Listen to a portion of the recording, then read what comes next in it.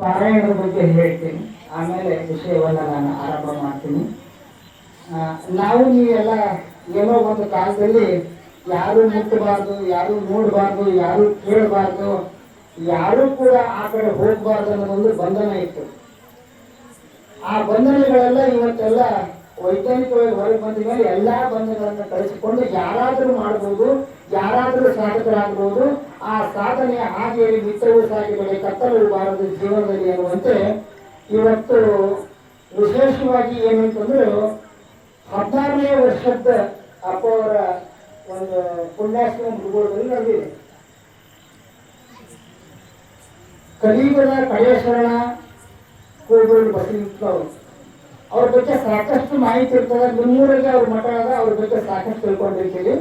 ಆದ್ರೆ ಒಂಚೂರು ಅವ್ರ ಪದಗಳನ್ನ ಬಿಡಿಸಿ ಹೇಳಿದ್ರೆ ಒಂಚೂರು ಚಲೋ ಆಗ್ಬೋದು ಅಂತ ಹೇಳ್ತಾ, ಇವತ್ತು 8ನೇ ಅಧ್ಯಾಯದಲ್ಲಿ ಅಪ್ಪವರು ಈಗಾಗಲೇ ನಿಮಗೆ ಮಹಿಷಿಯನ್ನು ಮರ್ದಿನಿ ಮಾಡಿಸಿ ಹೋಗಿ ಮೋಸ್ಟ್ಲಿ ಪಾರಾಯಣದಲ್ಲಿ ಇವತ್ತು 8ನೇ ಅಧ್ಯಾಯ ಆಗ್ಯದ್ರಿ. ಮಹಿಷ ಸತ್ನ ಇಲ್ರಿ. ಬಂಧುಗಳೇ, ನಮ್ ಜೀವನ ಹೆಂಗೈತಂತಂದ್ರ ಬಹಳ ಕಷ್ಟದಾಗ ನಮಗ ದೇವ್ರ ಕಡೆಗೆ ಜನರ ಕಡೆಗೆ ಹೋಗ್ಲಿಕ್ಕೆ ಬಹಳ ಕಷ್ಟ.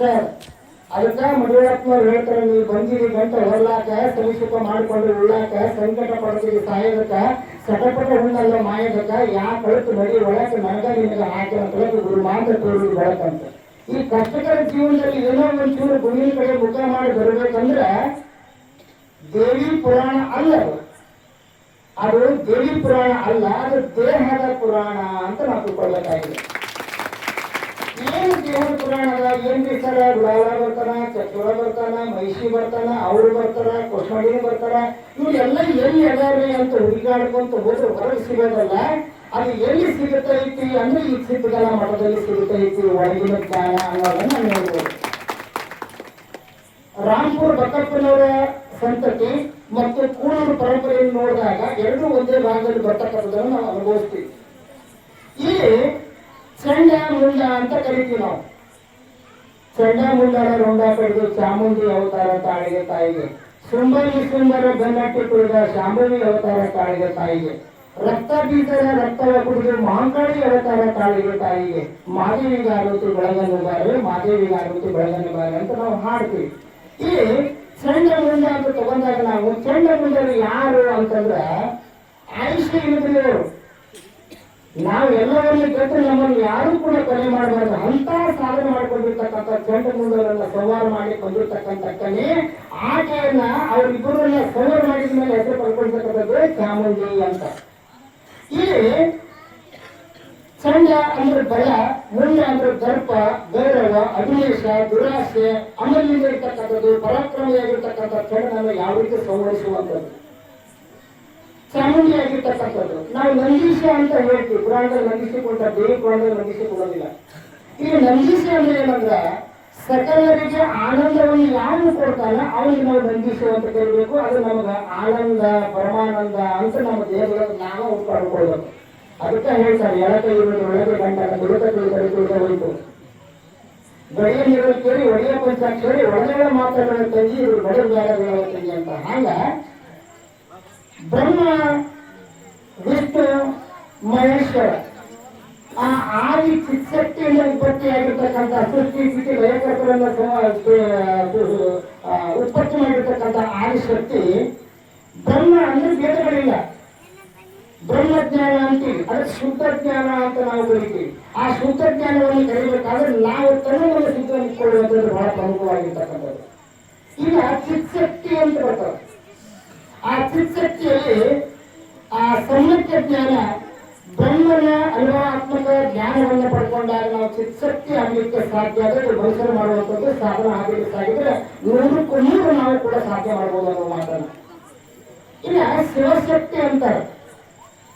ಶಿವಶಕ್ತಿ ಅಂದ್ರ ನಾವು ಬಹಳ ಸಲ ಬೈತೀವಿ, ಏನ್ ಮಣ್ಣು ತಿನ್ನೋ ಕೆಲಸ ಮಾಡಿದಿ ನೀನು, ಏನ್ ಮಣ್ಣು ತಿನ್ನೋ ಕೆಲಸ ಮಾಡಿದಿ, ಈ ಕೆಟ್ಟ ಕೆಲಸ ಮಾಡಿದಿ ಅಂತ ಬೈತಾರೆ. ಅದು ತಪ್ಪದ. ಮಣ್ಣಾಗ ಏನ್ ಸಿಕ್ಕಿಲ್ಲ ಹೇಳ್ರಿ? ಮಣ್ಣಾಗ ಬಂಗಾರ ಸಿಕ್ಕಾರ, ಬೆಳ್ಳಿ ಸಿಕ್ಕಾರ, ಕಬ್ಬು ಸಿಕ್ಕಾರ, ಸಕ್ಕರೆ ಸಿಕ್ಕಾರ, ಬೆಲ್ಲ ಸಿಕ್ಕಾರ, ಹೂವು ಸಿಕ್ಕಾರ, ಹಣ್ಣು ಸಿಕ್ಕಾರ, ಎಲ್ಲ ಸಿಕ್ಕಾವ. ಅದಕ್ಕೆ ಭಾರತದ ಬಂದಿರುವ ರೈತ ಅಂತೀವಿ. ಏಳತ್ತರ ಎದ್ದು ಯಾರ್ಯಾರು ನೀವು ಹೇಳಿ ಏಳು ಜೀವಿಗೆ ಗಳಿಗಳು ಉಂಟಾಗಿ ಎದ್ದಂದು ಗಳಿಗೆ ನೆಲೆಯಲ್ಲ ಅಂತ ಹೇಳ್ತೀವಿ. ಜಾಸ್ತಿಗೆ ದಿವಸಕ್ಕೆ ಬೇವಿನ ಮರತಂಪ ಭೀಮರತಿ ಎಂಬ ಹೊಳೆತಂಪ ಆಡದವ ನೀತಂಪ ನನ್ನ ತವರಿಗೆ ಅಂತ ಹೇಳ್ತೀವಿ. ಅದಕ್ಕೆ ಶಿವಶಕ್ತಿ ಅಂದ್ರೆ ಸಕ್ಕರೆ, ಸಿಹಿ, ಪುಷ್ಪ, ಸುವಾಸನೆ, ಹೊಳೆ, ಗಾಳಿ ಇವೆಲ್ಲವನ್ನು ಕೇಳ್ತೀವಿ. ಆಮೇಲೆ ಮಾಯಾ ಅಂತ ಕರಿತೀವಿ. ಈ ಮಾಯಾ ಅಂದ್ರೆ ಅಹಂ, ನಾನು ಎಂಬುದು ಅಹಂಕಾರ, ನಾನೇ ಎಂಬುದು ದುರಂಕಾರ, ನನ್ನಿಂದಲೇ ಎಂಬುದು ಸರ್ವನಾಶ. ಅದಕ್ಕೆ ನಾನು ಎಂಬ ಅಹಂಕಾರ ಹೋಗಿ ನೀನು ಎಂಬುದು ಯಾವಾಗ ಬರ್ತದೆ ಅವಾಗ ನಾವು ಸನ್ಮಾರ್ಗದಲ್ಲಿ ಸಾಧ್ಯಕ್ಕೆ ಸಾಧ್ಯ ಅನ್ನುವ ಮಾತನ್ನು ಹೇಳ್ತಾರೆ. ಇಲ್ಲಿ ಉಪಾಧಿ ಅಂತ ನಾವು ಕರಿತೀವಿ. ಈ ಜೀವ ಜಗತ್ತಿಗಾಗಿ ತೋರುವಂತಹ ಜ್ಞಾನವನ್ನು ಉಪಾಧಿಯಾಗಿ ಬಳಸ್ಕೊಳ್ಬೇಕಾಗ್ತದೆ. ಈಶ್ವರ, ಶಿವ, ಪರಮಾತ್ಮ 108 ಹೆಸರುಗಳಿಂದ ಕರೀತಕ್ಕಂಥವನು.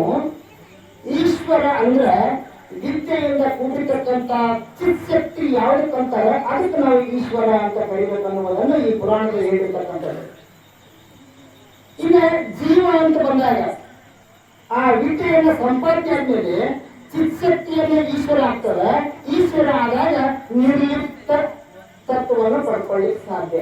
ಇದು ಹೇಗೆ ಹೇಳ್ತೀವಿ ಅಂದ್ರೆ ಬಹಳ ಸರಳವಾಗಿ ಹೇಳ್ಬೇಕಂತಂದ್ರೆ, ನಿಮ್ಮ ಮನೆಗೆಲ್ಲ ಆಕಳದವು ಹಾಲು ಹಿಂಡ್ತೀರಿ.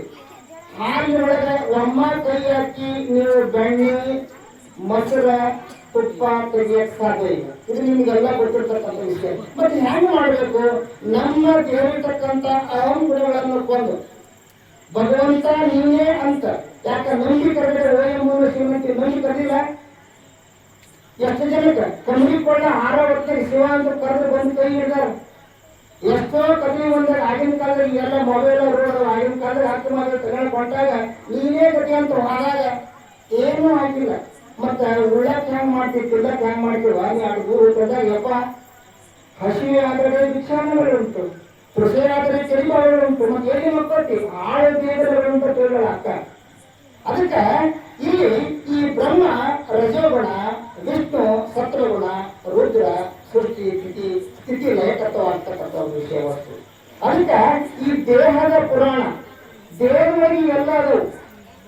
ನೀವೆಲ್ಲ ಮಾಡ್ತೀರಿ ಪದ ಶ್ರೀಗಿರಿ ಕ್ಷೇತ್ರಕ್ಕೆಂದು ಹೋಗಿ ಯಾತ್ರೆ ಮಾಡಿ ಬಂದು ಶ್ರೀಗಿರಿಯ ಶರೀರಗಳುಂಟು, ಆ ಓಂ ಶ್ರೀ ಗುರು ಸಿದ್ಧ ಯೋಗಿಗಳ ಮರ್ಮದೇವುಂಟು. ಇಂದ್ರದಕ್ಷಿಣ ಎತ್ತ ಸೂರ್ಯ ಚಂದ್ರಗುಪ್ತ ಪ್ರಬಲಮುನಿಗೆ ಚಂದ್ರ ಚಂದ್ರ ಬೆಳಕ ಕೂರುವುದು ಆ ಓಂ ಶ್ರೀ ಗುರು ಅಂತ ಹೇಳಿ ಇವೆಲ್ಲ ದೇವರಾಗ ಕುರುಡರಾಗಿರ್ತಕ್ಕಂಥ ಗುರುಸಿದ್ಧ ಸ್ವಾಮಿಗಳು ಶ್ರೀಶೈಲಕ್ಕೆ ಹೋಗಿ ಬಂದವನು ಕೈಯಲ್ಲಿ ಕೇಳಿ ಆ ಕುರುಡರಾಗಿರ್ತಕ್ಕಂಥ ಗುರುಸಿದ್ಧ ಸ್ವಾಮಿಗಳ ಕೈಯಾಗ ಲಿಂಗ ಹಿಡಿಕೊಂಡು ಶ್ರೀಶೈಲ ನೆನೆಸ್ಕೊಂಡು ಎಲ್ಲವನ್ನ ದೇಹದಲ್ಲಿ ಅಗವನ್ನು ತೋರಿಸಿಕೊಟ್ಟಿರ್ತಕ್ಕಂಥ ಗುರುಸಿದ್ಧ ಸ್ವಾಮಿಗಳು. ಅಂತ ಮಹಾನ್ ಭಾವರಿಗೆ ಈ ಭೂಮಿ ಮೇಲೆ ಆಗಿದ್ದಾರೆ. ಮತ್ತೆ ಈ ತಪ ಅಂದ್ರೆ ಏನು ಅಂತ ಕೇಳ್ತೀವಿ. ತಪ ಅಂದ್ರೆ ನಾವು ಬೇರೆ ಬೇರೆ ತಿಳ್ಕೊಂಡು ತಪಸ್ ಕುಂತಾರೆ, ತಪಸ್ ಮಾಡ್ತಾರೆ, ಅದು ಮಾಡ್ತಾರೆ, ಇದು ಮಾಡ್ತಾರೆ ಅಂತ. ಇದಕ್ಕೆಲ್ಲ ಚಿತ್ತ ಮತ್ತು ಏಕಾಗ್ರತೆಯನ್ನು ಯಾರು ಒಂದೇ ಕಡೆ ನಿಲ್ಲಿಸ್ತಾರೆ ಅದೇ ತಪಸ್ಸು. ರೈತರು ತಪಸ್ ಮಾಡ್ತಾರೆ, ಅವ್ರ ತಪಸ್ಸು ಗೊತ್ತಾಗಲ್ಲ. ನಾವು ಕಾಯಿ ಬಟ್ಟೆ ಹಾಕೊಂಡು ನಾಟಕ ಮಾಡಿದ್ರೆ ಗೊತ್ತಾಗ್ತದೆ. ಆದ್ರೆ ರೈತನ ತಪಸ್ಸು ಬಹಳ ಕಷ್ಟ ಅದು. ರೈತರಿಗಿದೆ ಗುರುವಿಗೆ ಬರಲ್ಲ, ಗುರುವಿನಿದೆ ರೈತರಿಗೆ ಬರಲ್ಲ. ಯಾಕಂದ್ರೆ ನೀವು ಭೂಮಿ ಯಾವಾಗ ಬೀಜ ಹಾಕ್ಬೇಕು, ಯಾವಾಗ ರೆಂಟೆ ಕೊಂಡೆ ಹೊಡಿಬೇಕು, ಯಾವಾಗ ಗೊಬ್ಬರ ಕೊಡ್ಬೇಕು, ಯಾವಾಗ ಕಳೆ ತೆಗಿಬೇಕು, ಯಾವಾಗ ಕೊಯ್ಲು ಮಾಡ್ಬೇಕು ಅಂದ್ರೆ ನಿಮ್ಗೆ ಗೊತ್ತಲ್ಲ. ಗುರುವಿಗೂ ಅಷ್ಟೇ. ಯಾಕೆ ನಮ್ಗೆ ಕಷ್ಟ ಬರ್ತಾವಂದ್ರ, ನೀವು ಕಷ್ಟ ಯಾಕೆ ಕೊಡ್ತಾನಂದ್ರ ಇವತ್ತು ಮಕ್ಕಳಿಗೆ ತಾಯಿ ಬಿಟ್ಟಿರೋದ್ರೆ ಮಕ್ಕಳು ತಾಯಿ ಬಿಡಬೇಕಲ್ಲ. ಮಕ್ಕಳಿಗೆ ಯಾಕೆ ಬೈತಾರೆ ಅಂದ್ರೆ ದುರ್ಗುಣವನ್ನು ಬಿಡಿಸುವಂಥದ್ದು. ಮಕ್ಕಳನ್ನ ಉದ್ಧಾರ ಮಾಡೋ ಸಲುವಾಗಿ ಬಿಡ್ತಾರೆ. ಇವತ್ತು ನಾವು ರಕ್ತ ಕೆತ್ತೀವಿ ಅಂದ್ರೆ ಅದು ತೇಜಸ್ಸು ಬರುತ್ತೆ ಅಂತ, ಕಬ್ಬು ಹಿಡಿತೀವಿ ಅಂದ್ರೆ ಹಾಲು ರುಚಿ ಆಗತ್ತೆ ಅಂತ, ಹಾಲು ಕುಡಿಸ್ತೀವಿ ಅಂದ್ರೆ ಅದು ನಮ್ಗೆ ಶಕ್ತಿ ಕೊಡ್ತೈತಿ ಅಂತ. ಈ ಆಧಾರದ ಮೇಲೆ ನಾವು ತಪಸ್ಸು ಮಾಡ್ಬೇಕಾಗ್ತದೆ, ದೇವರ ಸ್ವರೂಪವನ್ನು ತಿಳ್ಕೊಳ್ಳುವಂಥದ್ದಾಗ್ತದೆ.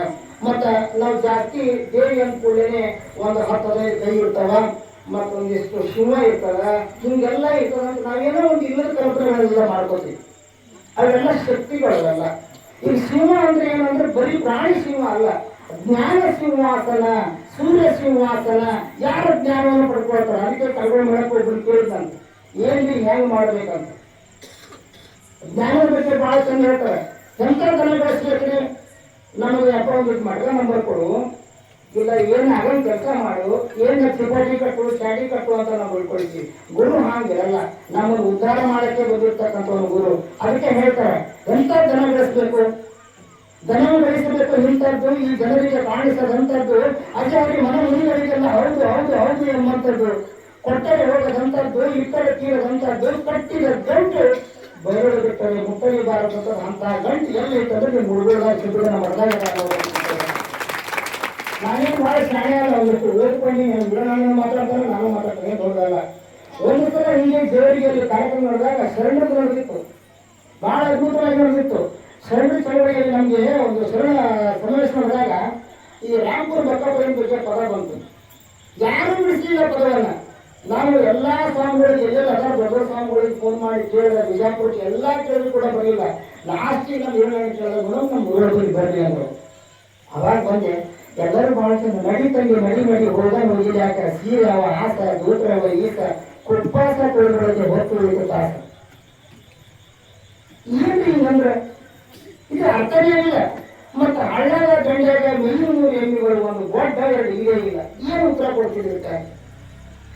ತನ್ನ ಒಳಗೆ ತಾನು ಹೊತ್ತು ನೋಡ್ತಕ್ಕಂಥ ಕೆಲಸವೇ ಇದು. 2 ಕುಂಟ, ಒಂದು ಕುಂಟ 2 ಕಣ್ಣೇ ಇಲ್ಲ ಕಾಲಿಲ್ಲ ಅಂತ ಏನು ಹೇಳ್ತಾನ? ಇಚ್ಛಾಶಕ್ತಿ ಯಾವುದು, ಕ್ರಿಯಾಶಕ್ತಿ ಯಾವುದು, ಜ್ಞಾನಶಕ್ತಿ ಯಾವುದು, ಸೃಷ್ಟಿ ಯಾವುದು, ಸ್ಥಿತಿ ಯಾವುದು, ಲಯ ಯಾವುದು, 3 ಕೂಡಿಸುವಂತ ಬಂದು ಲೆಕ್ಕ ಇಟ್ಟಿರ್ತಕ್ಕಂಥ ಅಂಶವನ್ನ ನಾವಿಲ್ಲಿ ಲೆಕ್ಕ ಕಾಣಕ್ಕೆ ಸಾಧ್ಯ ಅಲ್ಲ. ಅದಕ್ಕೆ ಶಿವ ಅಂದ್ರೆ ನಾವು ಜ್ಞಾನ ಸ್ವರೂಪ ಅಂತ ಕರಿತೀವಿ, ತಪಸ್ಸು ಅಂದ್ರೆ ಚಿತ್ತ ಮತ್ತು ಏಕಾಗ್ರತೆ ಅಂತ ಕರಿತೀವಿ. ಹಾಗೆ ಈ ಹೃದಯ ಅಂದ್ರೆ ಕ್ರೋಧ ಅಂತ ಕರಿತೀವಿ, ಚಕ್ಷುರ ಅಂದ್ರೆ ಕಾಮ ಅಂತ ಕರಿತೀವಿ, ರಕ್ತ ಬಿದಾಸುರ ದೇವಿ ನಾಲಿಗೆ ಹಾಸಿ ಆತನನ್ನು ಕೊಂದಳು. ನಾವು ಬರೀ ಫೋಟೋದಾಗ ನೋಡಕತ್ತೀವಿ ಅಷ್ಟೇನೆ. ನಿಜ ಜೀವನದಲ್ಲಿ ನಾವು ದೇವಿಯನ್ನ ಯಾವ ರೀತಿ ರಕ್ತ ಬೀಜವನ್ನು ಸಂಹಾರ ಮಾಡಿದ್ರು ಅಂತ ಕೇಳಿದ್ರೆ, ನಮ್ಮ ಒಂದು ಆಸೆಗೆ 1000 ಆಸೆ ಚಿರಡಿಯುವಂಥದ್ದು ರಕ್ತ ಬಿದಾಸುರ. ನಾಲಿಗೆ ಹಾಸುವುದಂದ್ರೆ ಏನದ ಅರ್ಥ ಅಂದ್ರೆ ನಾಲಿಗೆಯಲ್ಲಿ ಶಿವನಾಮ, ಶಿವನಾಮ ನುಡಿಯದ ಬಾಯಿ ಬಚ್ಚಲ ಕುಣಿಯಂತೆ ಅಂತ. ಶಿವನಾಮ ಸ್ಮರಿಸಬೇಕು. ಶಿವನಾಮವ ಸ್ಮರಿಸೋ ಈ ಭವ ಮಾಲೆಯ ಪರಿಹರಿಸೋ. ಆಯುಷ್ಯ 10 ರಾತ್ರಿಗೆ ವಾದವು 50 ಪ್ರಾಯಕ 20 ಪ್ರಾಯದ ಗಾಯಕ 30 ಶಿವನಾಮವ ಸ್ಮರಿಸೋ ಈ ಭವ ಮಾಲೆಯ ಪರಿಹರಿಸೋ. ನಾವು ಎಲ್ಲಿ ಪರಿಹರಿಸಕತ್ತೀವಿ? ಬರೇ ಸಂಸಾರದಾಗ ಗಂಟು ಬಿದ್ದು ಹೆಂಡತಿ ಮಕ್ಕಳಿಗಾಗಲ್ಲ, ಮಕ್ಕಳಿಗೆ ತಂದೆಗೆ ಆಗಲ್ಲ, ತಂದೆ ತಾಯಿಗೆ ಆಗಲ್ಲ, ಕೆಲಸ ಆಗಲ್ಲ. ಹಿಂಗಾಗಿ ನಮ್ಮ ಬರೀ ಪ್ರೀತಿ ಹುಟ್ಟಬೇಕು. ತಂದೆ ಮಕ್ಕಳನ್ನ ಪ್ರೀತಿಸಬೇಕು, ಗೌರವಿಸಬೇಕು. ವಯಸ್ಸಾದವರಿಗೆ ನಾವು ಗೌರವ ಕೊಡಬೇಕು. ಅದಕ್ಕಿಂತ ದೊಡ್ಡದು ಯಾವುದಿಲ್ಲ. 10 ದೇವರ ಪೂಜೆ ಮಾಡೋದಕ್ಕಿಂತ ಹೆಚ್ಚು ತಂದೆ ತಾಯಿಯನ್ನು ಪೂಜೆ ಮಾಡಬೇಕು. ಗುರು ಕೊಟ್ಟ ಮಂತ್ರವನ್ನು ನಾವು ಅನುಭವಿಸಬೇಕು. ಅದನ್ನು ನಾವು ಯಾವಾಗ ಬೆಳಕಿ ತರ್ತೀವಿ ಅವಾಗ ನಮ್ಮ ಜೀವನ ಯಶಸ್ವಿ ಆಗಲಿಕ್ಕೆ ಸಾಧ್ಯವಾಗ್ತದೆ ಅನ್ನೋ ಮಾತನ್ನು ಹೇಳ್ತಕ್ಕಂಥದ್ದು. ಇನ್ನು